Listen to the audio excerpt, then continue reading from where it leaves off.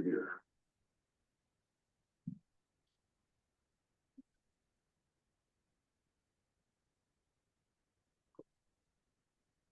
It's a joke. Another word for jokes is lies. I do not lie, therefore I do not joke.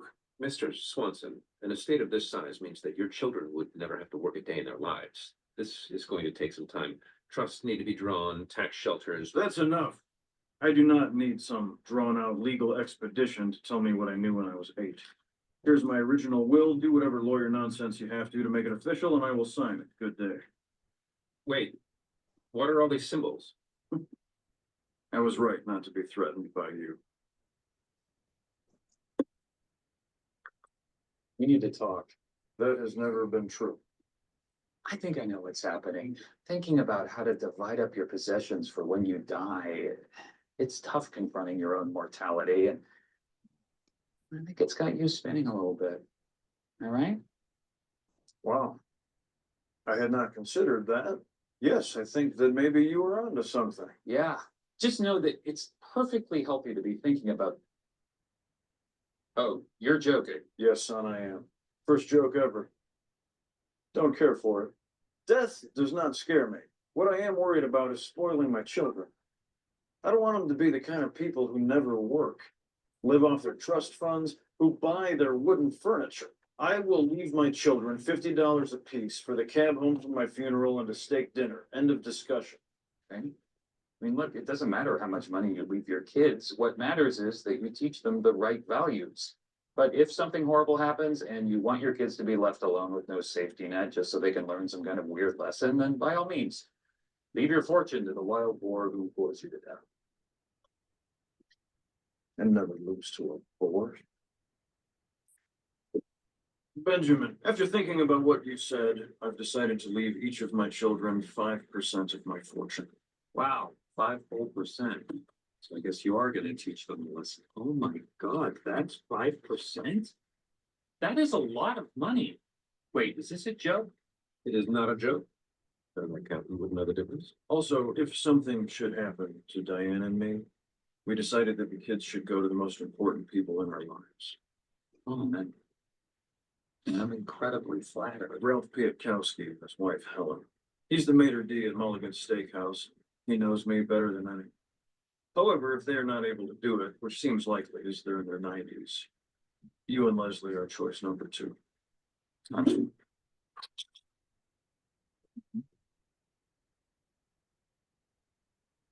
I figured we'd start off with something fun with this topic because this kind of helps us think about some of the areas. And that's not what I wanted it to do, which was replay. I often start these type of workshops off with this in webinars, mainly because I want, and you can type in the chat if you want to interact with this or raise your hand if you want to talk. I think we can do that with this. Yeah. But yeah. Yeah.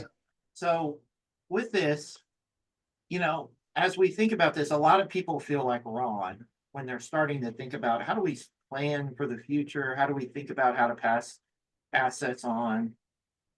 And as we go throughout the day, we're going to talk a lot about Ron and how he didn't have a good plan at the start. So I'd like to ask if anybody wants to point out what was wrong with anything he did in that situation. You know, I mean, a lot of people wouldn't argue with him that lawyers are useless, but we actually do provide, you know, useful information from time to time. But what's wrong with that estate plan? And I kind of give you a little bit of background if you've never watched Parks and Recreation in your life. You have a little bit of background. You may want to type in the chat, and I've got it open where I can see. And hopefully it's not creating a white spot or a black spot or a white spot or something on the screen right now. I'll give you all a few seconds to type in and then I'll keep talking.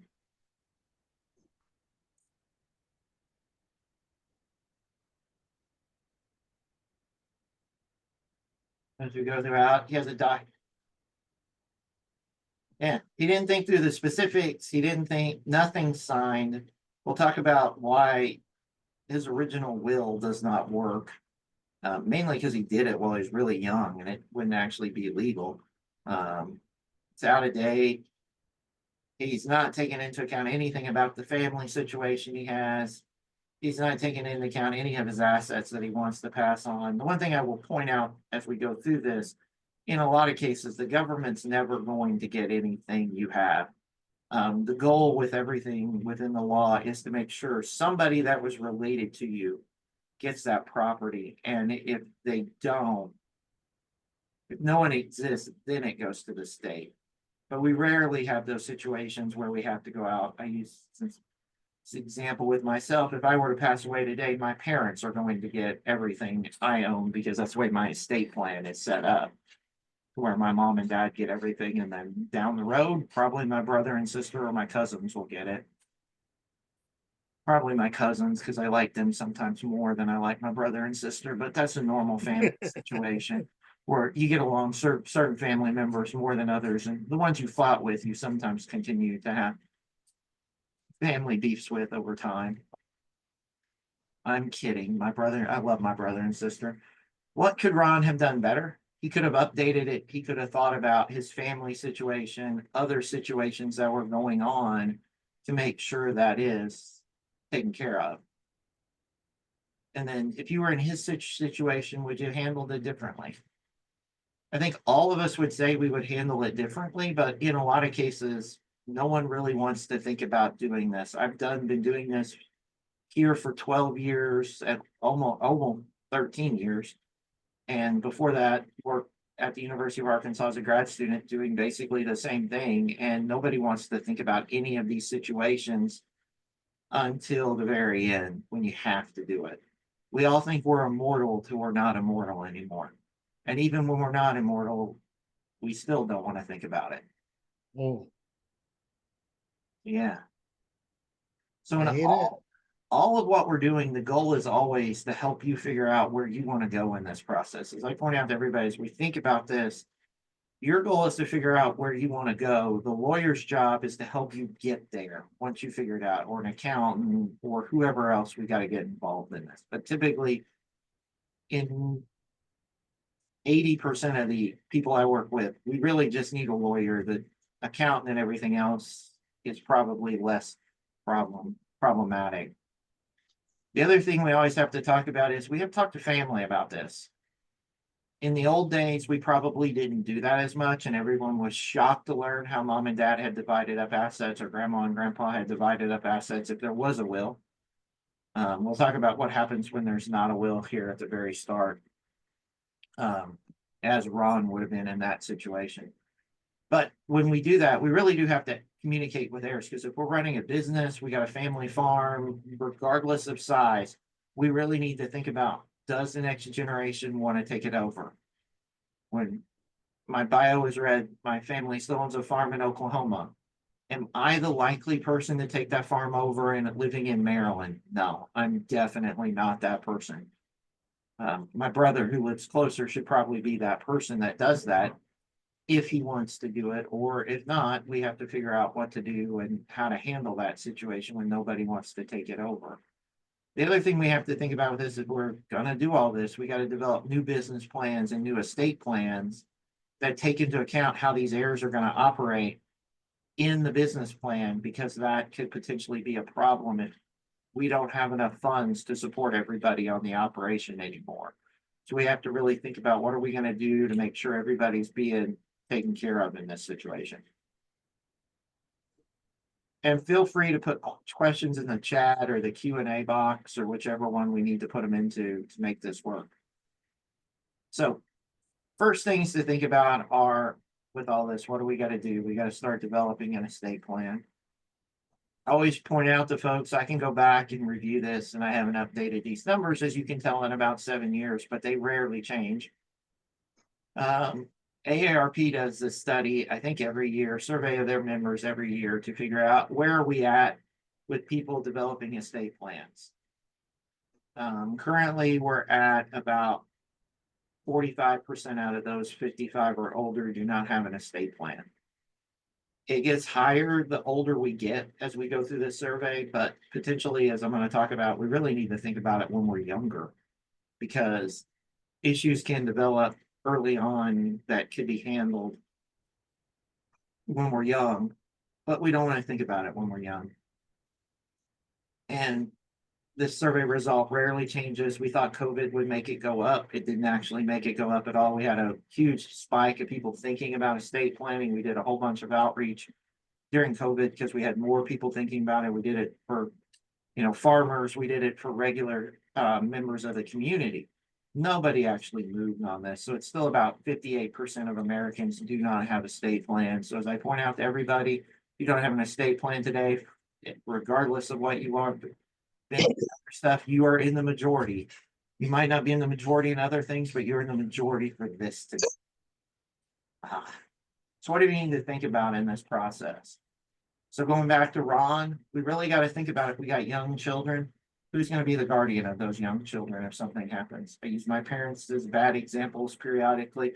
I think throughout most of my childhood, my parents never had a guardian specified for us.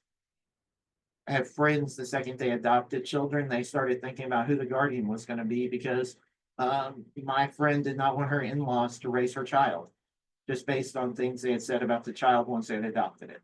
So they really wanted to make sure the child went with a group of family members that wanted to take care of the child if something happened to them.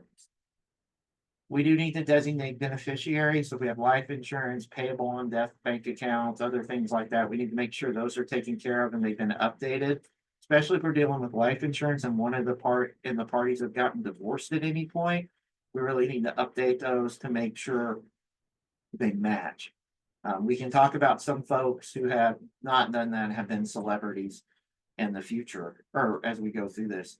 We'll also want to think about powers of attorney. Who's going to make business decisions for you? Who's going to make healthcare decisions for you if something happens to you and you become incapacitated? Your bills are still going to have to be paid. Things are still going to have to be taken care of, either your personal life or with a business. We're going to have people that want to make healthcare decisions. And I always point out when we get further into this, that may not be the same person for both. I always point this out. I am probably the person my parents want in charge of business decisions if something happens to them, because I will sit and think about it and make a decent decision. I am not the person that should be in charge of their healthcare. I'm not close by. I'm not freely available where I can sit down and talk to doctors if something goes wrong with it. They really need one of my brothers or sisters, my brother or sister that's available in the area to make those decisions, not me. Talk about advanced healthcare directives or living wills. What happens to you if something happens to you to where you can't make decisions anymore?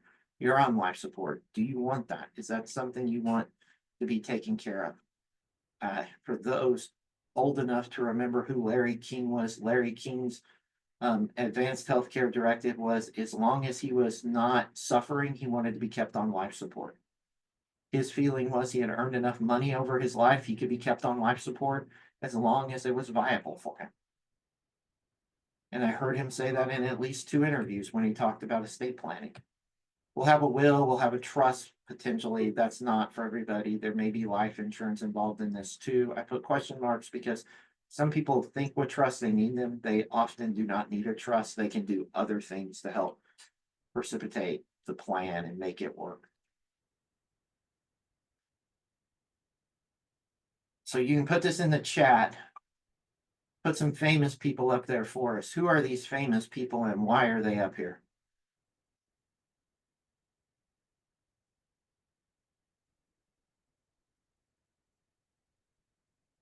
I will save you from having to tell me who they are. One would be Sonny Bono, then Prince, then Amy Winehouse, and then Aretha Franklin. Anyone want to guess why they're up here?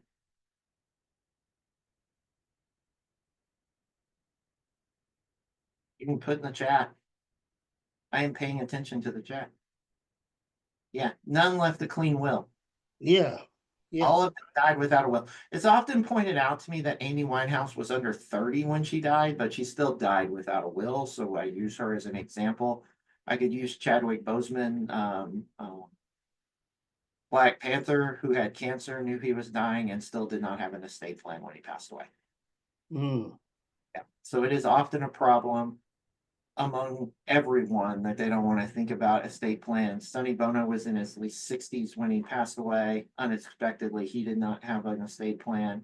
Aretha Franklin was in her 70s or 80s when she passed away, and she did not have an estate plan. And some of this could be trust issues because some of them did not trust lawyers. which I think is very widely known with like Aretha, who had been screwed over by her attorneys multiple times in her career, so she did not develop a estate plan. So there are reasons why people don't go through this process. But there are people that still, even when they know they're going to pass away, don't even think about it, and that creates problems, especially if they have young kids. mm, So go into this. What happens if you die without an estate plan? Your state, wherever you are located, has a plan for you that is written into state law. So Ron would have been more than likely in this situation because he really didn't have a valid will, even with whatever that piece of paper said. It would not have been construed as a will, as we're going to talk about, even in the terms when you can write your own. So when you die without a valid will, you are considered to die intestate, and state law governs how your property is distributed. With state law, if I go to the next slide, all of the laws are designed within this, regardless of the state you live in, that your property will be divided amongst your family. For the most part, we'll take a simple situation. We have person passing away that's married, has a kid, and then has parents still alive. Typically, in most of those situations, 50% of the estate would go to the surviving spouse and child, and the other 50% would go to the parents. At no point do we care what the relationship is between you or any of those parties. State law says it goes to these people. We don't look at your relationship, because if you wanted to give it to certain people, you would have written a will. If your parents are gone, 50% then may go to brothers and sisters, or it may 100% go to the surviving spouse, just depending on the state. So it really does depend on the state as to how this is set up. Try to make this much more generic in this situation so folks not in Maryland would have a better sense of where things would be going. So if you do that, don't have it, the state has a plan for you. At no point is the state's goal to take your property in that situation. So what Ron, well, not what Ron said, what Ben told Ron is wrong.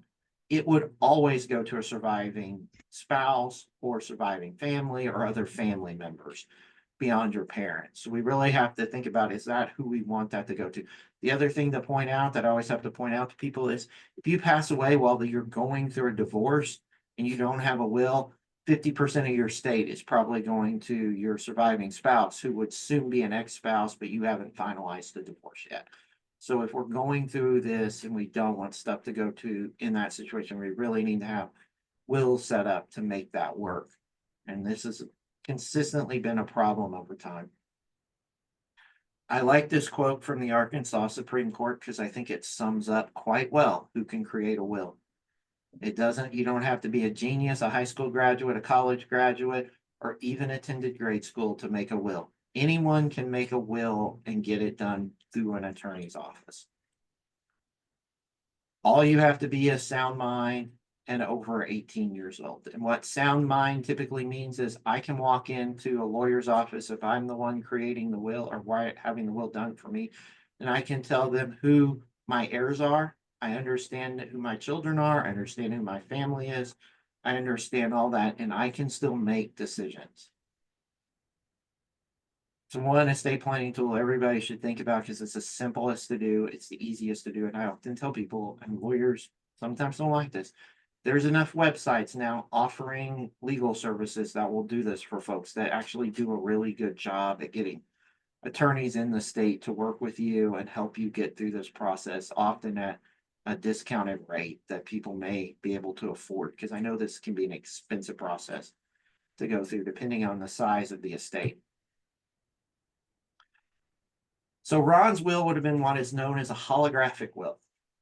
And this is an example of a holographic will. So as we go through this process, most wills have to be witnessed and notarized in the thing. One part that the video clip gets wrong that I want everyone to know is, when you do this, you will not take the piece of paper around to everybody to sign at various points to witness. Everyone will go into a conference room at a lawyer's office, more than likely, or somewhere else that's a central location. We're all going to sit down. The person signing the document, the person that created, that's the will is for, is gonna sit and look at everybody in the room, and they're gonna say something to the effect of, this is my will. I understand what it does, and they will partially talk about it for a few seconds. And then we will have two disinterested witnesses sign it. Typically, we will get a legal secretary or a paralegal or a junior person in the office to walk in for that moment. While I was in private practice in Oklahoma, I witnessed many wills because I would just get called in the office. They would go through the ceremony. I would sign as a witness. Somebody else in the room would witness it. And then we would have the notary in the office sit down and notarize it. And then all of us would sign that form again in front of them. The notarization is basically to create an affidavit to say this is a real will and it will get us through court so much faster and save us a lot of problems. But we always have to go through this. Holographic wills cut all that out. You don't have to go through that ceremony. You write this document in your own handwriting. So I point out to everybody, it can't be typed out. It has to be written in your own handwriting. If it's typed out, you got to follow the requirements in your state to make a will legal. So good luck reading the code. In a lot of states, these are becoming invalid. I utilize the Maryland example in this because it's a good example. We only allow them in one limited situation when you're armed forces serving overseas. Actually, when you're in armed services and you're outside the US, typically we're thinking if you're outside the US, you're in a combat zone and you're actually contemplating your own death so you could do this. Other states, like this is from Oklahoma, where I'm licensed, we allow these because they're an easy way for people to do this. But people have to know where that will is located at, and it has to be kept up to date periodically, unlike what Ron was doing with his will. In some states will allow this, other states we won't. It just depends on what the state is. The idea behind it originally was we really wanted people to be able to develop wills regardless of their access to legal services. But now we're getting towards, we really would prefer people to go through attorneys to do this because it creates fewer problems and people actually do go through the process to where we deal with some of the issues that would come up. And feel free at any point to type in the chat if you have questions. With that, and oddly, in some states, we will recognize a verbal will to one witness. Typically, they can't take under the will. Oklahoma, at least at one point, would recognize a verbal will put together by someone that was in the armed services in an active combat zone, because we wanted people to be able to make wills regardless of how they were situated at the time. And we usually do in a lot of estate planning situations, make a lot of exceptions for folks in the military and active service at the time, because we do want them to do estate plans. At any point, we can amend this document. We can change it. We can do whatever we need to do to fix it. If we amend it, we got to go through the same process that we'd have to go through. You got to go to the attorney, you got to work with them and to get it updated. And there's a lot of reasons we'll talk about at the end why you want to do this. Like plans change over time. I often ask the question in these workshops, how many people have ever created a perfect plan? Not one person has ever raised their hand in a meeting saying they created a perfect plan. Every plan is perfect the moment it's created, and then the second it goes into practice, something changes, conditions change. We have to think about it. So these are things we'll have to do as we go through this process. We're always going to have to think about how do we update it? What are the changes that need to be made? So we can do that easily. The side note on this is if you want to change it, you got to go through that process. Like I said, margin notes don't count in this. You can't cross somebody out your will because you're mad at them that day. It still doesn't make it effective. You got to go through that process again to redo it. So every time we're doing this, it's got to be updated and work with an attorney. So Paul, I have a question. Yes. How does this relate to a farmer owning land? Oh, with this, yeah. So if the farmer makes so the best example could be with a farmer owning land, say they've got one kid that really actively wants to farm. And that kid's all invested and wants to farm. It's all planned for that kid to take over. The estate plan is written so that kid can take over. And then, something happens, either that kid passes away unexpectedly, or that kid changes their mind, they don't want to work on the farm anymore, we would have to go through this to then think about how do we change that plan to not benefit one child, but benefit, others that may potentially want to be it. We may now have a farmhand who wants to take over. So how do we set that estate plan up in a way that benefits the farmhand in a way, and still benefits the family too? Hmm. Hopefully that answered your question. Someone just put something in the chat about a family owned. Uh, Yeah, yeah, as you say, if the family, in either case, we're gonna wanna do it, even if it's a business entity. If it's family owned, we're definitely gonna wanna do this. If it's a business entity, we don't have to go through this process as much. We can go back in and change the documents that are setting up that business entity to figure out then how that would work. And I've got a couple of things on business entities later, how we can utilize those in estate planning situations. I will say if there's a business entity involved in this, it's a lot simpler to change the plan because typically we'll refer to the business entity in the estate plan and then we can modify the business entity to make it work. So we don't have to go through this whole process. yeah, because this is really, really hitting on the fact that many um offsprings um don't want to take over the farm. No, And so I guess the question would be, how feasible is it for the present owner to draft something that would have that ownership of that land in perpetual use as a farm? even if nobody in the family wants to farm it. Even if somebody in the family wanted. Yeah, so the easiest way would be we could just set it up to where in the end, when the generation that wants to farm is done, that business entity basically becomes a land holding entity, Oh, okay. leasing that farmland out, or eventually they can look at how do we sell that farmland Yeah. and just divest of it and then take whatever we would earn from that to either go to another business or support heirs as they see fit. Yeah. Yeah. Yeah. I could see this being a real dilemma, Mm. particularly around farmers of color. Yeah, it Um, really is. yeah. And I will say too, and I've done a lot of presentations with small farms on this, and we can almost get to sometimes business entities don't make sense just because the farm is so small. They're not making enough sometimes because there's usually a fees associated with that to where it creates other expenses that the farm may not be able to support. But there are ways in the end to do it. And I see the other question is, and we can talk a little bit about that at the end too, which structure is better, because there's different benefits, Tony, to either one.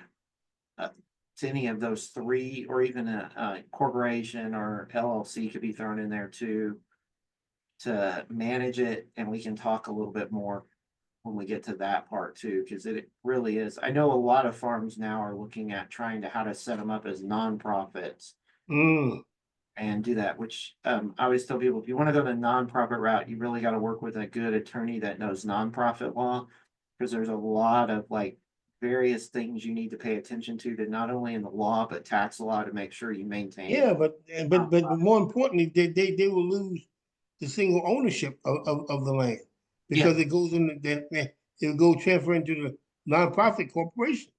goes that, and then that benefits the nonprofit, so they're going to lose out on a lot of stuff down the road if they want to get out of farming. They're the sole members of it, the sole holders of the nonprofit. Hmm. Better, but then we may be wanting to bring people in as a part of that. Mm. Yeah.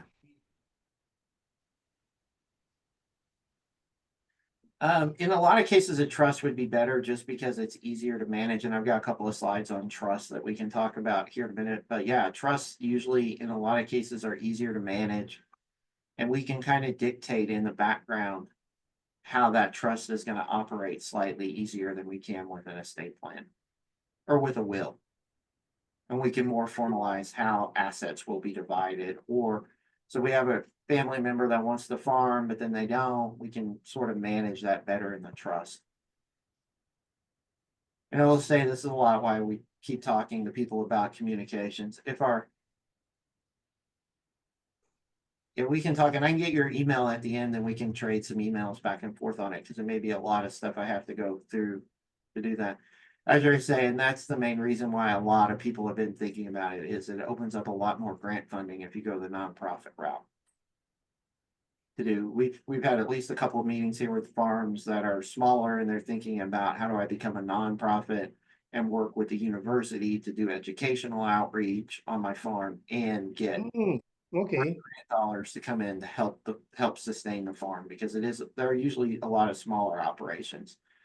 Especially urban operations are thinking about that in a lot those cases, and what they're trying to do matches what we would expect a nonprofit to do. They're trying to provide food to the community that they live in or their neighborhood, and some of that works better. But we can, yeah, I'll give you my email at the end. If I forget, it's in the last slide. You can get to it, Tony. Yeah, keep going. So at some point, we're gonna have property outside the will. This is gonna happen no matter what we do. The way property is titled will dictate if it's outside the will. For anything that's held as tenants in common, which can include heirs property in in most cases, that's gonna be inside a will. Property that's titled as joint tenancy with rights of survivorship, or tenancy by the entirety, depending on the state. Tenancy by the entirety only involves a married couple, but it's exactly the same as joint tenancy with rights of survivorship. Just basically means we have multiple people own a piece of property, and as people pass away, the people left in that chain of title take control of the property until we have one surviving person left, and then they can pass it on in their will.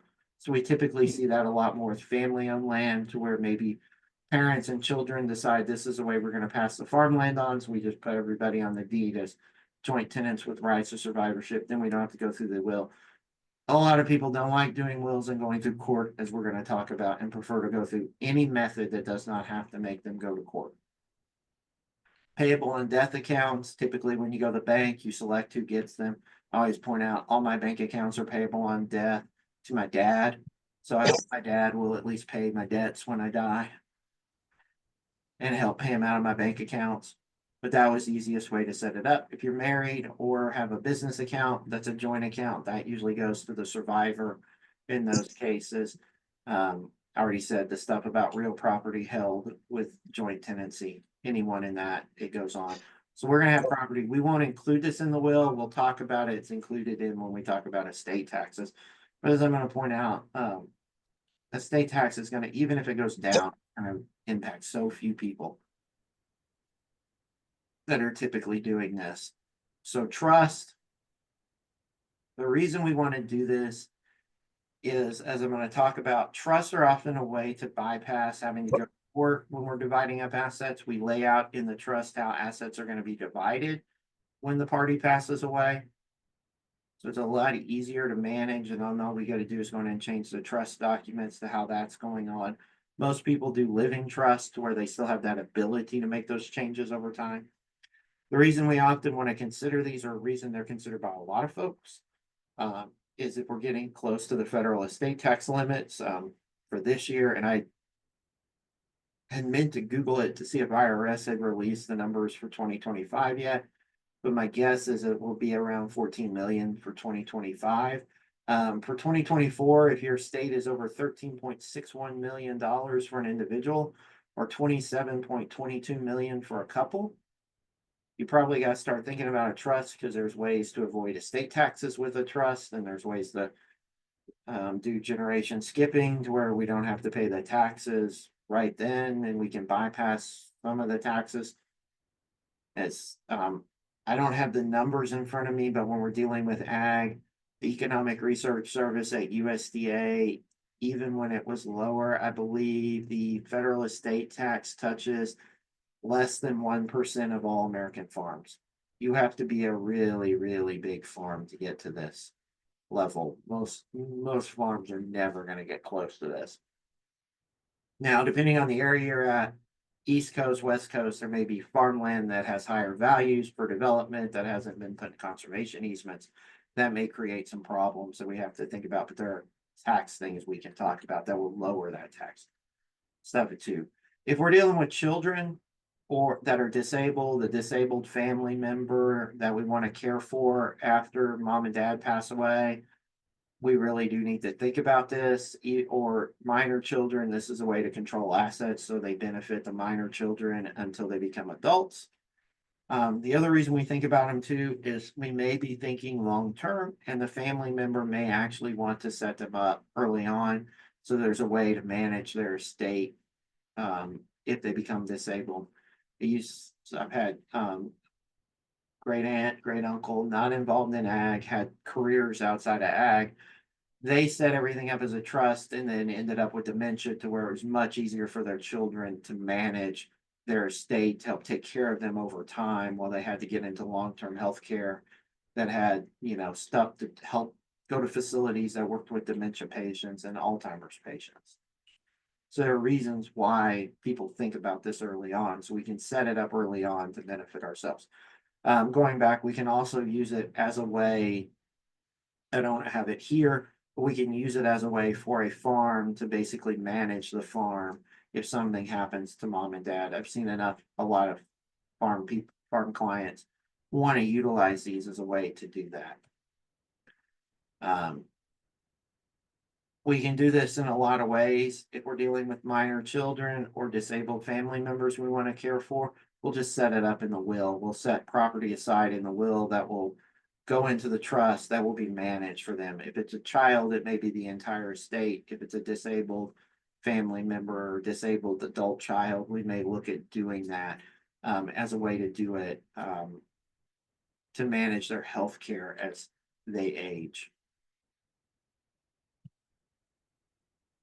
And the one everyone does, at least most folks think about, is a living trust. It's created during the person's lifetime, the trustor's lifetime, and it continues past their death until everything is distributed according to the terms of the trust. So the trust will work the same way as a will, but it's a little bit easier to modify as we go along. You still have to go to a lawyer to modify it, but we can modify it. So this is like, in a lot of cases, the living trust becomes the will for the family as a way to manage those assets. And we can, and I know a lot of farms have used this as a way to manage the farm business, so then they can figure out how to pass it on to either the next generation, or if the next generation doesn't want to take over, how they manage this in a way to then sell it to someone that does want to take it over, with a price kind of set to help that next person take it over and actively be able to get involved in agriculture. We use this in many cases as a way to avoid the probate process. Probates, as I'm going to talk about here in a minute, is where we go to court, we validate the will, and then we go through this process that could take a year to a year and a half to go through to distribute the assets. It's also a very public process. In a lot of cases, people don't want people knowing what they did at their death with their assets. So they go through a trust that they can sort of not allow their neighbors to know how this stuff was done. So while you're alive, if you set this up, this trust is revocable. You can control the right to change it at any point. You can do whatever you need to do to manage it to benefit the business, depending on what life throws in your way to do it. You can even dissolve it if you need to. It becomes irrevocable the moment you die. The moment you die, your heirs can never change it at that point. Then we just live by the terms of the trust and we slowly divide assets up. So why do we want to consider these? And this is the reason why a lot of people do this. You can avoid probate costs. Depending on the state you live in, probate costs are usually set at a % of the estate value. So whatever value that estate has when you pass away, we go into court and the court takes a % of that. That just gets paid into a fund to cover the court cost and managing this process throughout it. So that can vary from state to state. Small estates may not have probate costs, but larger estates will. It's usually 1 to 2% of the estate. It's not a large amount, but it's enough people want to not have to pay that because that just comes out of what's going to go. And if the state is land has mainly land and not a lot of money, that may force us to have to sell a portion of the property just to cover those probate costs. The other reason we might want to do this, and this happens a lot more here and in the East Coast and probably on the West Coast, where in, well, past the East Coast, where states get bigger. I know farms here in Maryland where they have farmland in Maryland, Delaware, maybe some in Virginia, maybe some in New Jersey, maybe some in Pennsylvania. If I got this, I don't have to go through probate in all those states. If I've got a will, I got to go through probate in every state where I own property. For most of us, that's not going to be a problem, but for those farms that are on those state lines, this is going to be a big problem. Where they may not want to, they may just want to avoid all this and they can do that easier. If something happens to you, we can now manage your assets a lot easier. If you become incapacitated, if you get Alzheimer's, dementia, you get in a coma, you're in a car accident where you can't make decisions anymore, we can manage this a lot easier. And also we move everything to people that are supposed to get it a lot faster than the probate process, because all we got to do is follow the trust terms and move it without going to court. The reasons why you might not want to think about it, they are expensive to set up and potentially expensive to update, but that just depends on the size of the trust that we're dealing with. For a lot of small trusts, it's not going to be very expensive to do. I always tell people that typically for this, I think the quote is for estate planning, it's around $2,000 usually to start thinking about either this or a will, so we can sort of manage those costs a little bit better, but the cost down the road may be cheaper with a trust than going through probate. And in some cases, depending on the size of the estate, if we get smaller, expenses may start outweighing the benefits to where it actually does make more sense for you to have a will than to actually go through this process, because in the long run, you may save money just by having a will than going through this process. So what are the pros of all this? I'll pros up real quick. So we're doing a will. You control all your property until your death. You can dictate and change your will as much as you want to do until the day you pass away. And that's the terms it's going to be set with. You direct who gets that property. You select who's going to be the executor, the person that's going to take the document to court and get it to go through and do the process and distribute the assets with the attorney.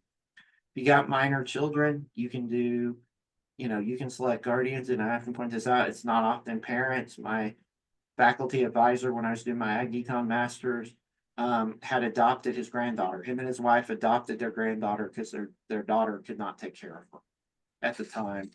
And they were parents in their 60s, so they had to set up in their will who was going to manage her if something happened to them. So we actually may have to do this too if we're grandparents and we're taking on children from our own children. So once property is distributed, the will goes away, we no longer need it. What are the cons? You got to go to probate. You got to go to court. People don't like to go to court regardless of even if it's for probating a will. I put in here, they're easy to contest, even if there are no contest clauses. All wills contain a no contest clause that says, if any party contests this will and they lose, they don't collect under the will. The thing to think about is, as I point out there, is most of us are dealing with very small estates. We're not going to have an estate that will typically want to force people to contest our will, because all that does is it drives down the value of what someone's going to get in the end. So the value is not there for us to contest. If you're mega wealthy, you may have a reason you want to contest the will. But from the vast majority of Americans, we're not at that point. So we should not think about that. I have seen some farm wills contested, but that's usually big farms, and usually when the family cuts a child out for no reason. Takes time. It's a very public process. I used to ask myself, who actually goes to court and look at these things. Then one of my neighbors near my parents passed away, and everybody went to court to look at what his will said, because they were all busybodies and they had to know what he had, what he was giving away, because he had no children. So they wanted to know who around them was inheriting. And after that, it scared my dad that he never wanted to do a will, because why would he want somebody to go to court and look at what he did and do the same thing he just did? I was like, that often confuses me as to why that happens. They're very state specific. If you have a will valid in one state, it's got to be valid in every state where you might have property in the past.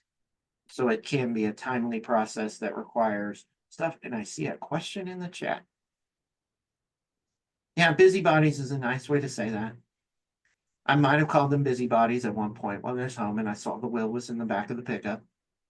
It's like, I don't understand why you have this.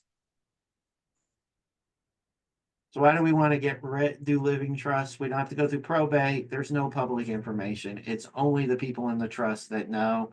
It's difficult to contest, because if you're not a part of the trust, you don't get to contest it in any way. You're just left on the outside looking in, and everyone else can deal with the trust that's a part of it. We have everything set up to hold assets for minors and the guardians if they need to manage assets for those guardians or for those minors. You're potentially going to have trustee fees. I only put that in there because in some cases, some people actually go through banks and other companies that charge a fee to manage this, just because their children may not be able to do it. Oh, yes. I see Nazia's question. I will put in the chat if I can find it here at the end real quick. I have a fact sheet and I can send it to you too if you want to send it out to everybody that registered. We have put together, I put together a fact sheet of questions you should go through and ask an attorney when you're thinking about hiring them specifically in the estate planning process. A lot of it is just talk about how much they're going to charge up front and then what their experience is in the area. But I can get that to you in just a second. I can't do both things at one time, but I will get it at the end. I know where it's at on our website, so I can find it. Okay. Yeah. I say it adds complexity to asset management. It really doesn't add much more complexity. It just makes you have to remember that the property is probably now titled in the trust, and you should probably deal with the trust on all documents and not yourself as the previous owner. Some people forget that at times because they're so used to them owning the property and not the trust owning the property. Oh, let me ask a question. The geographical area that you cover is what? Right now, I usually do Maryland and part of Delaware and Delaware too. Oh, you do Eastern Shores as well? Yeah, I do. Yeah, I do Eastern Shore. okay. State specialist. I do stuff all over the state. Oh, okay, okay. And I work with So, what percentage of the farmers that you work with are to be termed either underserved or black or BIPOC? I'd say on my end, probably 10 to 15%. Hmm. And so, which of these areas do you find? Have you found, if you found, that they use to pass on their assets? So we haven't Is done they any plan, the trust, or the nonprofit? we haven't done any work to figure out what they're utilizing. What we have found out is once we get these workshops done, everybody has good intentions and then nobody ever gets anything done. Afterwards, we're trying to figure out ways to actually get people to move forward. I would say with a lot of them, they're moving towards at least getting a will done by the time we're done and Oh, thinking, okay. how do I, if I need a trust, how do I do it? And they're starting to ask questions to attorneys. I would say this, when we do this topic, we have about the same size of crowd we usually have for workshops. It's Yeah, usually Tony's asking what, she asked you a question. oh, what are the common barriers to movement? Yeah. In doing that, I would say a lot of it is in the end, and we've done follow-up surveys after the workshops. A lot of it is people still do not. Well, you do not want to think about your own death. And this is forcing you to think about your own death in this process. Like you're having to accept the fact that you will pass away at some point. So what you're saying, people aren't interested in talking about death, so they're not interested in doing any planning for afterwards. Yeah, Yeah. yeah. I I use the example, and I know I'm being recorded, so I still feel fine saying this. I use the example of I have been with on my parents for at least 15 years that they need to do an estate plan. They still have not done an estate plan because I don't think they want to think about their own deaths. Mm. Yeah. Like they don't want to think about what happens or how, and some people don't want to make the hard decisions about how I'm gonna make somebody mad in this situation. Yeah. And So in your case, the only recourse that you have is once they pass, is go to probate. probate, and we'll have to go through intestate Yeah. succession. Hope it all works out. And I would say Yeah. most farms set it up to where all the children share equally. In some cases, that's the worst idea we can ever make in our lives. What, dividing it up? Yeah, dividing up equally, because if one kid's staying on the farm and I got two kids, I'm now cut that kid that stayed on the farm's assets that he or she was farming down by half. And it may not be profitable anymore. And the other kid may want to sell, and if the other kid wants to sell, there's no recourse. Mm-hmm. So if we actually thoughtfully thought about this, we're trying to do a lot here lately. We've been doing a lot more workshops with our family communications person, who I would have invited to this, but he's in Portland today, Oh, okay. presenting at another conference. We usually have done it where he comes out and talks to people about how do you talk to your family about this. Mm. A very hard conversation for parents to start. And as often point out, I'm in my 40s. If I go to my parents' house, I am still a child to them. They still want to give me advice like I am a child, not accepting the fact that I am a grown adult with a full-time job and I make decisions every day. Yeah, I understand. So no matter how old you get, you're still a child. As Yep, and no matter, that's right, you're still a child. my colleague at Oklahoma State points out that does this too. No man, some wise man once said, no man is a prophet in his own hometown. We are not prophets in our hometown as if someone has changed our diapers at some point in our life. We are still a child to that person. We could be the smartest person in the world, but to our parents, we are still children. And Yeah. it's often difficult for children to start this conversation because there is a power dynamic in a lot of families. So it is hard to get movement on. Mm. But we're trying to work on ways to get stuff moved. I know even with some of the socially disadvantaged and BIPOC communities, we've even thought about how do we set this up in a way, and for all of other farmers we work with too, to where we would cover part of the cost just to go to an attorney and get the process started. Like if you attended a workshop and we could get grant funding for, could we bring in attorneys to kind of start the process for you? Wow, have you implemented that, or is that something under consideration? We're still working on it. We have yet to get a group to fund it yet. Okay. It's been something where I think it would actually help movement on this, and we're trying other ways to help movement. We've done some survey work to try to figure it out, but that once you get the information, it really is trying to get them to go to the attorney, which is another step. And trying to provide resources to get there to do it. So this is just a little off track. This question is, it has no relevancy to what we're talking about. But I'm wondering, what do you perceive is going to happen when a new administration takes place, takes over in January, and with your funding and your work that you're doing there? We still don't know. We don't know. We think some of it will be safe, but we don't know about others. Yeah. The previous time, it was pretty much, there was still a big push for BIPOC and there was still pretty big push for this. So we think it will hopefully be safe and we can keep doing the work. Mm. Just waiting to see who the secretary will be, and I see another question, and I realize I have about 15 minutes left, so I should speed up. Yes. Yeah, I would say that's the other thing that happens too, is a lot of people do not have positive legal experience or experiences with the legal system, so they try to avoid them at all costs. I said that's another good point as to why people don't want to do this, especially in some communities that there is that distrust.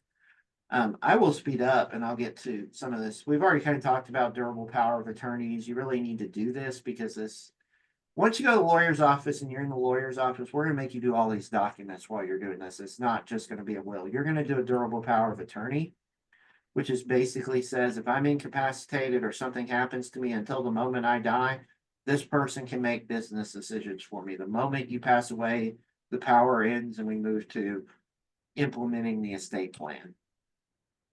Healthcare proxy, same idea. This person's going to make healthcare decisions for you. You really got to think about the child that can do this. I use my grandma as an example. She had 4 daughters. My mom lived 15 minutes away. One aunt lived about an hour and a half away. One aunt lived 3 hours away, would answer the phone most of the time. And one aunt lived in Wyoming. I don't know how many hours that is from where my grandma lived in Oklahoma. She rarely answers the phone. In fact, I'm still waiting on her to call me back from when I was in near Wyoming a couple of years ago and to go have lunch one day. I still haven't heard back from her. So at some point she'll return my call. She gave all 4 daughters power durable or her healthcare proxy. It was a pain for my mother and the other aunt who took her to doctors to get any of them to sign off on things when they needed them to sign off on stuff. So you really got to think about having one child do that and then encouraging the children to still talk to each other. So they're talking about why the decisions are being made. And if you need to weigh in and you're not the person with it, you can at least feel comfortable telling them what this is. Living wills, also an advanced healthcare directive. If anyone's ever done them, they're the greatest document you'll ever read because it explains every way you could be incapacitated and you check a box whether or not you want life to be put on life support and whether or not you don't want to do that.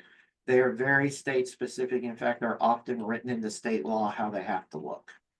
So if you don't like them, that's the state law's problem, not the lawyer's problem. The reason you do them is it takes the burden off the family and it helps you automatically make decisions. As I point out, almost all of us are control enthusiasts, and this is a way for you to control your healthcare decisions, even if you can't make them.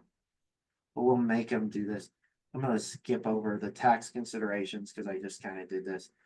That's what it is for this year. Yes, what I think in the next administration, I believe this will be extended for 10 more years because I don't think they're going to get 60 votes in the Senate to make it permanent. So we will see this level continue on for 10 more years. So in 2036, we'll be talking about what happens when this may go down for the first time in history. But for right now, that's where we're at. It's pegged to inflation. Inflation's been high. It's gone up almost $1 million every year. We were used to it going up about $500,000 every year. So it'll probably be about 14 million next year, somewhere in the $14 million range. Like I said, for most of us, this is not a problem. None of us are ever going to hit this. There are state estate taxes, depending on the state you are. Some may be pegged to the federal level. Some may be like Maryland are at 5 million and they don't go up. So you got to think about that. There is portability. So if the surviving spouse does everything correctly, they can utilize the unused federal estate tax portion for that predeceasing spouse. All you got to do is make sure the proper tax documents are filed and you never get remarried again, because if you're the surviving spouse, you have to stay a surviving spouse, not a new spouse. So you lose it the second you get married. That can often be a problem for folks who may be younger and want to get remarried, or older and want to get remarried. Like I said, check with states to determine it. It can often be that. Lawyers will know it the second you go in and will be able to figure it out. Gift tax, there's gifting abilities with all this to reduce our assets. That's $18,000 this year to any individual. It's $36,000 for a couple to give to an individual. Anything over that counts towards that for that 13 million I showed you over. It just reduces your federal estate tax exemption over time. If we're thinking about this and it's big enough, there are strategies involved. We often think about this with business entities. We can get the portion of the control over to the next generation to let them take control of the operation. So then they're in the management seat eventually. And there's ways to do that. If you're interested in that, we can talk afterwards. So often other problems we gotta think about with this in almost all situations, we may have a kid that wants to stay on the farm. We may have the kid that goes off, gets a law degree, goes off and becomes a university faculty member. Equal does not always equal equitable. If we make everything equal, we may screw over my little brother. That's not probably fair to him in this situation. So we gotta think about what's equitable in these situations. You know, is there certain other assets we can pass on to the other kids that make them happy? Or if we're just having a large conversation, can we figure out what keeps everybody happy in a way to where we're not having to think about being equal, but we're still keeping people happy in this situation? One way is to do a business entity. We can set it up to where all the ownership will eventually reside with the heirs, but only the on-farm successor has control. Everybody else just gets money if the farm makes money that year. Or if we sell the property, they get money if the business goes out of business and we have to sell everything. The way to do it is where we're keeping one person in control and we're making sure everybody shares if something happens down the road. Even if you're a small operation, there's benefits to this. We can do that with trust too as well. Conservation easements were an area that allows for that. We could potentially sell those if they're big enough to then provide cash in that we can, you know, provide funds to the kids that may not be taking the farm. I had to leave this GIF in here because out of any GIF I ever use in a presentation, this makes the most sense. It's the only one that ever matches anything I talked about. If you see Monty Python and the Search for the Holy Grail, we have the Lord looking at his son going, lad, all this one day will be yours. That's sweat equity. We have a farm family that looks at a kid and says, son or daughter, all this will be yours one day, and then never does anything. The kid works on the farm their entire life and then finds out mom and dad did nothing and they get really nothing in the situation. They're not enforceable. We've got publications to show how you could value this out. It's not really easy to do, and it really creates problems down the road. It's much easier to set up all this early on, regardless of the size, just to say, we're gonna give you this much to work on the farm. It may be a small amount, but you can still go out and get a job somewhere else and pay for stuff. What happens if folks, you know, get married or divorced throughout all this?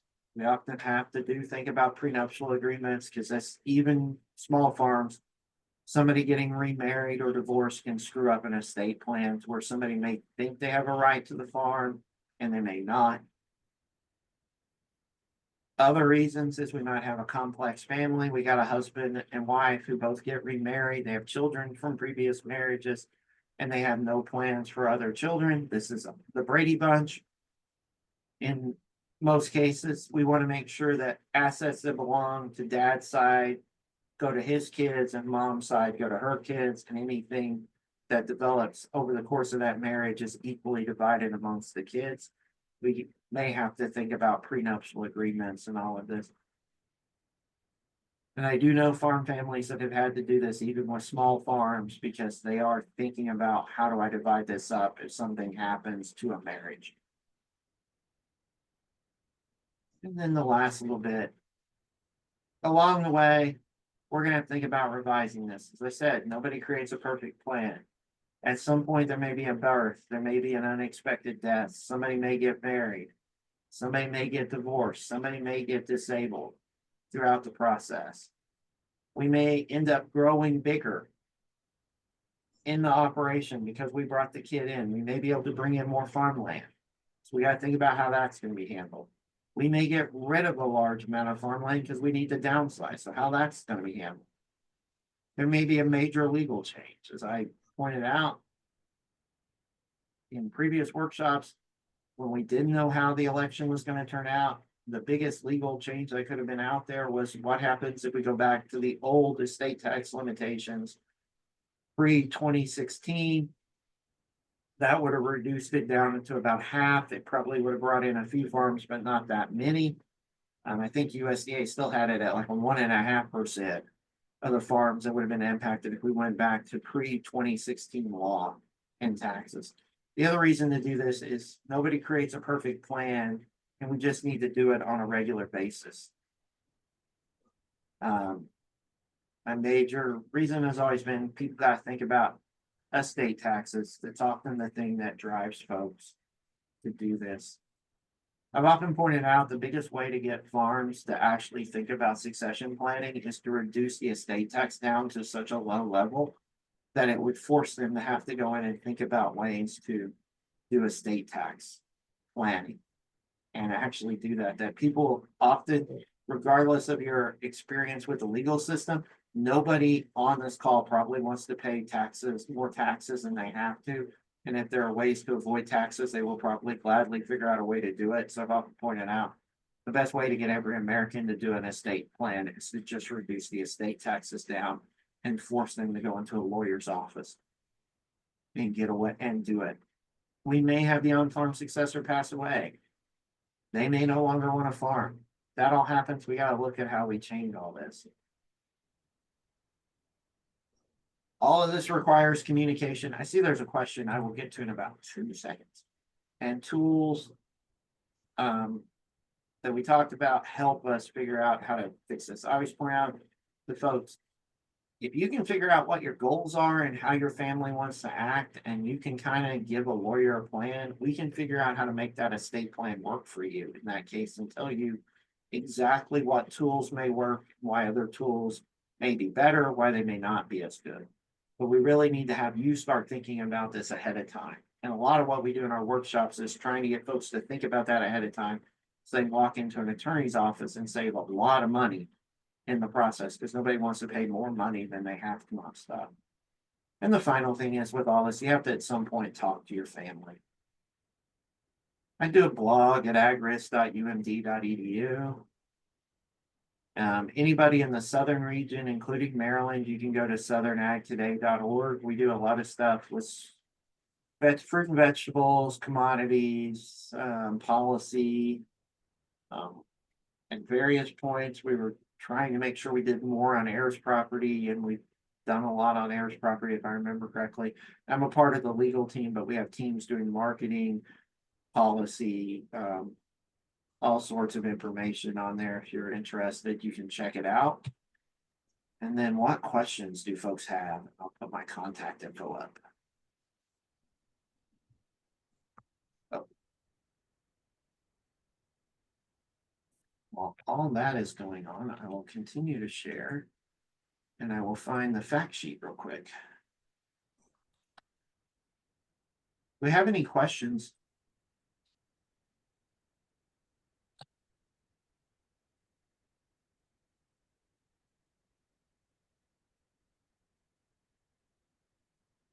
Sharing so I can see the questions. And oh, and I apparently can't share out to the participants, so I will get Ron the link to the fact sheet and he can hopefully send it out to all of you. What other questions do we have?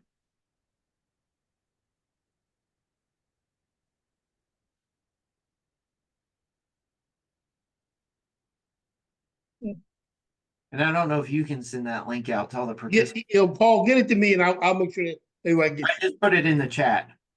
it. Okay. Okay. Yeah, I just realized I can only share with you. But yeah, if there are more questions, I'm happy to answer them. My voice has held out longer than I thought it would hold out today. There has been a lot of water drank. Yeah, and I would say going back to small and a lot of those farms, we are seeing a lot more than want to move to the nonprofit format because because usually the goals are they want to educate the community about what they do and get people better connected to where their food comes from, and they're looking for how do they go out and get grants from nonprofits and other So, nonprofits. does your department keep a track of the number of Black and BIPOC farmers in the state of Maryland? We don't in our department, but we work a lot with USDA and I know we work a lot with our 1890 at UMES on that too. At that, but I know with us, we rely a lot on USDA. We keep track of how many we come in contact with, Mm-hmm. our reporting to USDA, but we really do rely on the Ag Census to help us figure out how many various groups are in the state that we're working with and how to reach them. I know a lot of our resources, we're working on trying to get them in more languages. I think we're trying to get a bunch more stuff in French Creole. So we've had a Mhm. large influx of African Americans that speak French Creole in the area.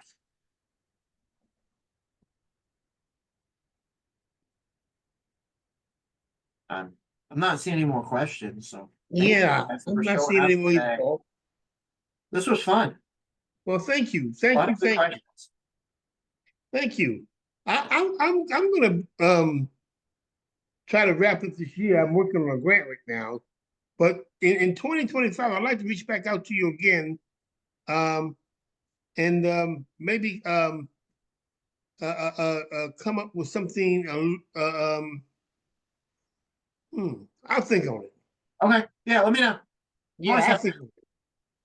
Especially I on this think- topic, I would think people need to do more of it. Yeah, It's yeah, a topic I hated when I got here, but I've grown to love doing it over yeah, time. yeah. Um, yeah, um, yeah. So we'll talk. Okay, yeah, Well, listen, Paul, have a great Thanksgiving and a wonderful Christmas. you as well. Were you planning to go to your parents for dinner? I am not going for Thanksgiving, but I will be there at Christmas. All right, I have been in airports too much over the past 3 weeks that I did not want to go to another airport and have to sit and deal with a lot of people for 2 weeks. So okay, all right. I'm gonna stay here, but I am looking forward to getting out there in December and hanging out with him for a while. Well, good, well, good. Yeah. So Well, travel y'all have a good safely. Thanksgiving too. Huh? Have a good Thanksgiving and a Merry Christmas. Yeah. I'm headed up to Baltimore to my nieces for Thanksgiving. Haven't figured out what we're gonna do for Christmas. I don't know what our Christmas plans are. I told them I'll be out on this day, and I hope they have a Mhm. plan formulated with the family when I get out there. Yeah. All right, Paul. Thank you again. You're welcome. Have a good evening. You too. Bye. Bye.